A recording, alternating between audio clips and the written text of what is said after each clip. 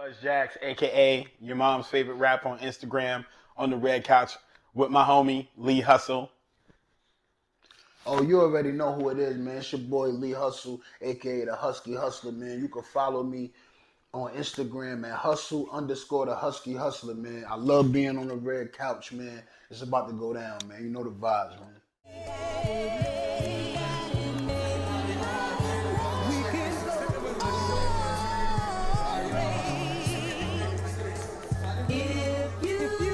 Champion bound, I'm Malcolm X with a pinch of Christ. Catches with the jab, I'm Floyd May, my defense is nice. Crafted by a Mac, I'm embedded to get the cheese. Genius with the beats, this pop off and I move with ease. Genius.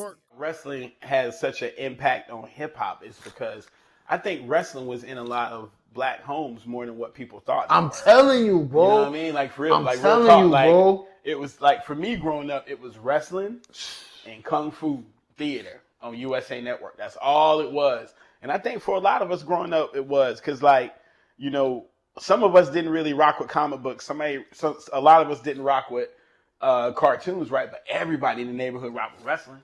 Yo, Everybody. it really kept me like my mother, like, pardon me for cutting you off before, like, my mother used to fucking order the pay-per-view, and all my niggas used to come to my crib, and we'll, like, watch every last one of them. WCW, every last one of them, like, wrestling is just, we used to walk around in high school. Me and my peoples was the NWO, beating the shit out, like really beating niggas up. Like we was the NWO. Like, you know what I'm saying? That's just what we did, running around like DX, going like this and shit. Like, shit just bring back so much memories that I wish I could relive, bro. Yeah. Like, yeah, for real, like. That's real shit, man. I know back to when you was talking about the question you were talking about earlier. I remember for us, man, was when Ron Simmons beat Ric Flair. Yeah. He got the belt. Like, that was the first time. Shout out to Ron Simmons, man. Yeah.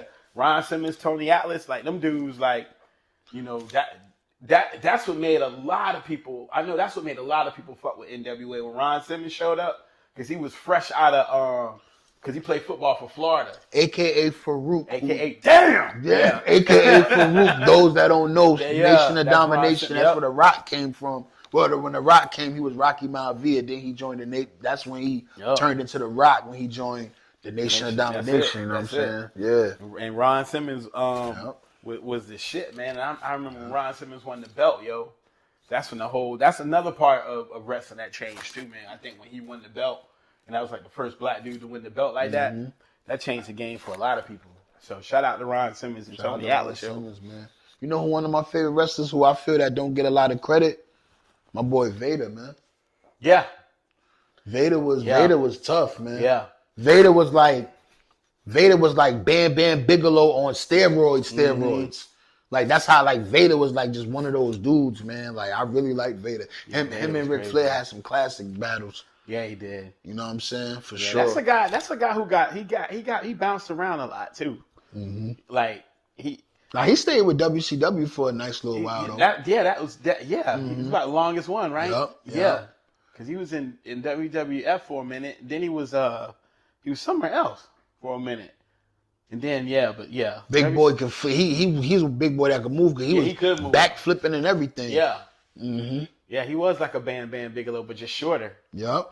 Because Bam Bam Bigelow, boy, to be 6'3", 6'4", 6'5", like that dude could move, man. Headbutt, jumping off the rope with the flying headbutt. That was his finisher. That was crazy. Man, rest in peace, Bam Bam Bigelow. Rest in peace, Luna Vachon too, man. Yeah. Damn, I love them when they was together, because she had the flames, tattoos. She was really scary too, man. I remember. Who was the baddest thing in wrestling though? Who was the baddest female though? Like that you used to fantasize about when you was a kid? Like. I got two. Who? I got two. Who? Trish Stratus and Stacy Keibler. I always wanted them as a kid. Yeah, but Trish Stratus? Oh, man. Yeah. She was so sexy, too. Like, I used to like Jacqueline, but I was scared of Jacqueline because she was so damn built. Oh, yeah, she was built. She was built like a motherfucker. Like, she was so, like just strong. Like, she choked you out. But I remember, like in that era, like, Sable was real big. And then I remember going back to, like, Sable. to, like, our era, like, the 80s, you had,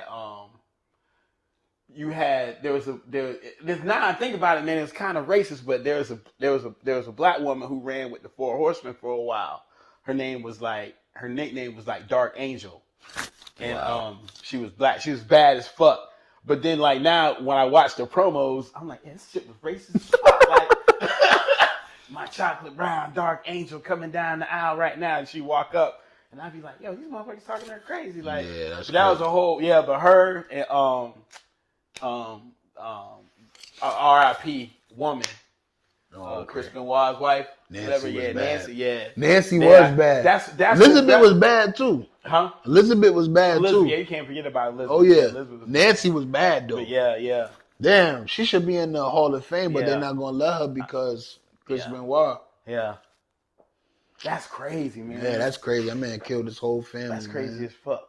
Her. Do you think he did it, or you think it was? To be honest with you, man, like for a while I was thinking, because I know he got a lot of gambling debts and shit like that, so I was thinking that niggas killed his whole family and made it look like he killed himself. But when I watched that Dark Side of the Ring shit, then I relived this shit again, then I was like, nah, he had some demons, man. I think him and Eddie Guerrero was gay, bro. You think that for real? How can my wife said that like, and I agree with her, because I was like, yo, it's true though. It's true, because how can he was that hurt that his people, like, I understand, like, you know what I'm saying, but you was that hurt to the point that you went into a deep depression and killed your whole family because your homie died, bro. Like, that's kind of weird, bro. Like, I think it was all. And he was boo-hooing. Did you actually see the tribute that he was boo-hooing? I saw the clip. Yo, when I was watching that when I was a kid, I was always saying like, damn, he's crying really, a little. Really going hard. Yeah, right? he was really crying. Like, nah, that's one thing. Yeah. And his wife was, and then they was interviewing like, yeah, man, when Eddie died, Chris was just in his room crying for a week straight. Like, damn, man, I understand. Don't get me wrong.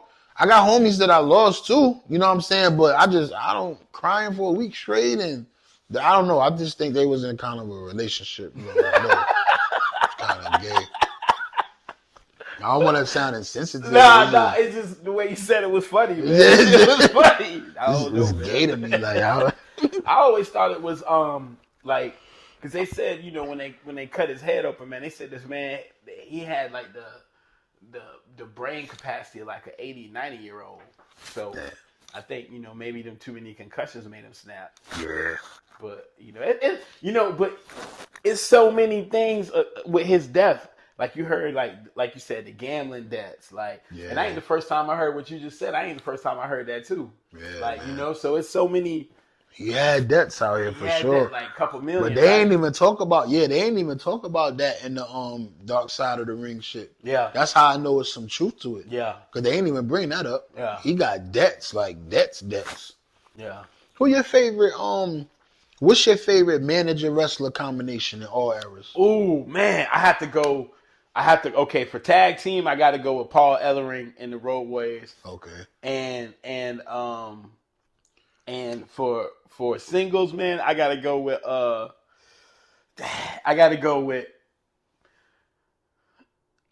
Bobby the Brain and Macho Man.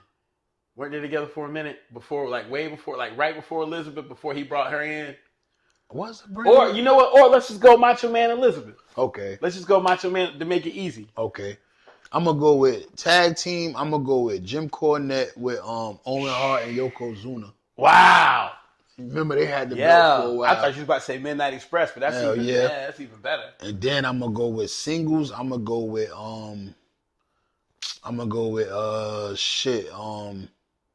wasn't fucking who was with $1 Million Man? Virgil. Nah, I don't like Virgil.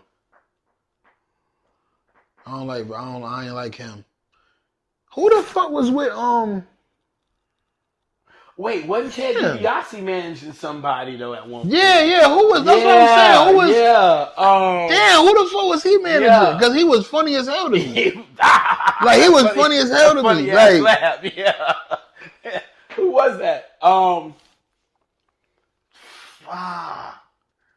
But singles to make it easy though, I'm gonna go with Bobby the Brain Heenan when he was with Psycho Sid. That's good.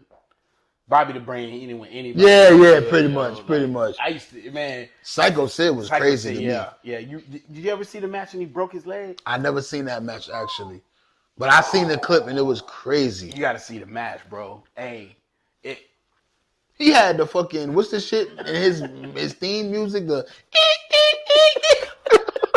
boy, it's crazy, hey, boy. Yo, hey, did you ever see when Hall and Nash made fun of him?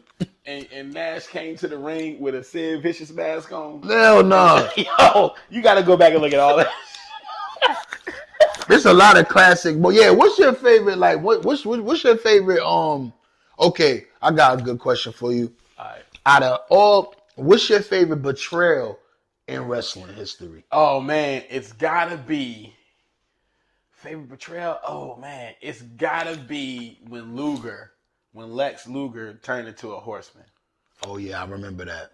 It's gotta be that. I remember Be that. that, bro. I got a classic for you. I got one for you. What's that? What's that? When Shawn Michaels super kicked Marty Jannetty through the barbershop window. Oh, I watched. Yo, that's my favorite of all time. Like I watched that. Gave him dap, raised his hand. Soon as he turned his head, super kicked him, then threw his ass through the barbershop window. Man, and you know why that's a super betrayal? Because Marty Jannetty's career ain't been the same since. Hell no. That and when Hogan joined the NWO. Because that's when I started liking Hogan, when he turned into Hollywood Hogan. That fucked a lot of people. Yep. That fucked a lot of people. I remember that. That fucked a lot. But yo, that's when wrestling was really going hard because they had to compete. Oh yeah. And that NWO shit was crazy, man. But you remember when fucking Farouk fucking made the Nation of Domination beat Ahmed Johnson ass because he didn't want to join the Nation? Yeah. He's like, you black and you sitting around in this damn pink ass tights and no shirt on. You better come join your people. He was fucking holding a microphone while The Rock and D'Lo Brown and all them niggas beating his ass. Next thing you know, next week, this nigga fucking Ahmed Johnson got the kufi on, coming to the ring with fucking Nation of Domination and shit. They beat him with a belt, bro. They beat that man ass, bro, because he didn't want to join them. Like on some Black Panther shit. Word. Yeah. Message early while I'm watching this shit. Like, yeah, stick with my people. Fuck that. Why you fucking with them, Ahmed? Come fuck with us. Yeah. Word. Yeah. Word. And if you don't, it's going to be consequences. Yeah, and if you don't, it's lit for you. Yeah.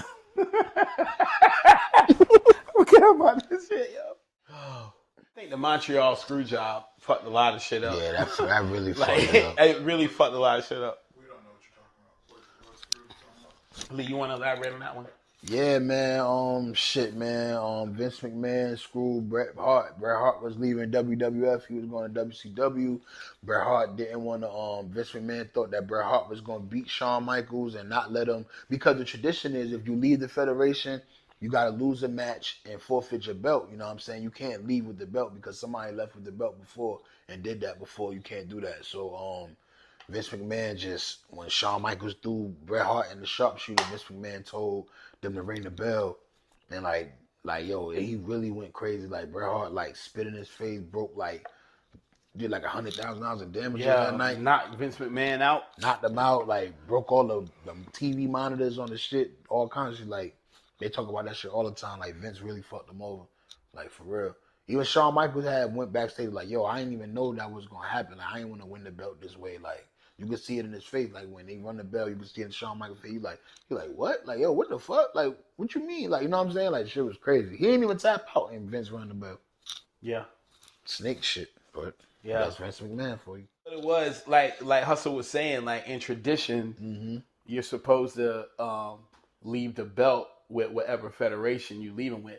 But the problem with the Bret Hart thing was that they wanted Bret Hart to lose a match. Yeah. And Bret was like, I'm not going to lose the match. I'll give the belt, but we're about to go wrestle in my hometown of Calgary, Canada. I can't lose the belt here. Yep. And that's why it was a screw job, because he wasn't supposed. They were like, all right, well, and also one thing that we both forgot to mention, at the same time that this was going on, Bret Hart had another team, another camera crew there to film him because he was working on a documentary. Yeah, yep. Bret Hart had the mic on inside of Vince McMahon's office. And Vince McMahon straight up told him, hey, man, we're going to go with the plan like we said we were. We're not going to screw you over. Yep. I just want you to know that. So going into the match, you know we're not going to fuck you over. And he did it anyway. Yep. That's why it was such a big thing after the match. Yeah. That's why nobody knew. Because he was going to win the match, and he said he was going to just hand the belt over. Yeah, but he didn't want to lose in his hometown. But Vince McMahon didn't want to, like, risk him just going to WCW with the belt. Right. So technically it's still his. Right. You know what I'm saying? And that was a screw job. Yeah. So when you say, you know, it was planned, it really was never planned. And they don't do it like, all right, well, fuck it. He took the belt, make another belt. Like, nah, they like the belt that's that actual belt that really get passed on. Like that's the belt that get passed on. Like it's the same as that you belt. You don't get like, to take that shit with you. Yeah, like it's not like I can make another belt. Like, no, that's the championship belt. Like we need that belt. Like, yeah. That's why I think they never let my $1 Million Man win a belt, because he wanted ice in his belt. Remember, he wanted all them diamonds, so he made his own belt. That's why $1 Million Man made his own belt, and they never let him win the belt because he wanted to add extras on his belt. Yeah. He wanted diamonds, money signs all over his belt, like mad shit in his belt. This man like, hell no, we not doing that shit. Yeah. But he like, man, fuck that shit. I make my own belt. So they never let. You notice he never had a belt. Yeah, not even a TV title. He never had a belt. Yeah, like that's crazy. And he's another guy from UWF. That's crazy, man. I forgot to tell you that too. That's the first time I seen Ted DiBiase. Word. Was in UWF. He used to be tag team partners with Chavo Guerrero Sr. Word. Yeah. I mean, y'all getting a little history lesson behind the camera, man. You know what the fuck going on, man? I do it all, man. I'm a jack of all trades. I know I do it all. What I gotta say is, my last words is, it's me and the big bro Fuzz Jackson. And if you ain't fucking with Louis T, I got 2 words for you. Suck it. That's what I wanted to end it. Yo, what's up? It's Fuzz Jax. You can find me on Instagram, one word, your mom's favorite rapper, Facebook, Fuzz Jax. I'm glad to be here on the red couch with my homie, LeeHustle. Yeah. I am the Inquisitive Mind of Louis T podcast. Thank you for having us. Can't wait to talk about this next subject we got going on right now. Yo, man, it's your boy LeeHustle, man, a.k.a. the Husky Hustler. You already know what it is, man. I'm sitting on the red couch, man, with my big bro, Fuzz Jackson, man. About to chop it up, man, about some wrestling, man. Take me back to my childhood, man. You know what's going on, man. You can follow me on Instagram at hustle_the Husky Hustler, man. When you say the Husky Hustler, make sure you put emphasis on Husky. You know the vibes. Champion bound, I'm Malcolm X with a pinch of Christ. Cashes with the jab, I'm Floyd May, my defense is nice. Crafted by a Mac, I'm embedded to get the cheese. Genius with the beats, this pop art and I move with ease. Heart cold, apply pressure to form a diamond. This poetic justice, but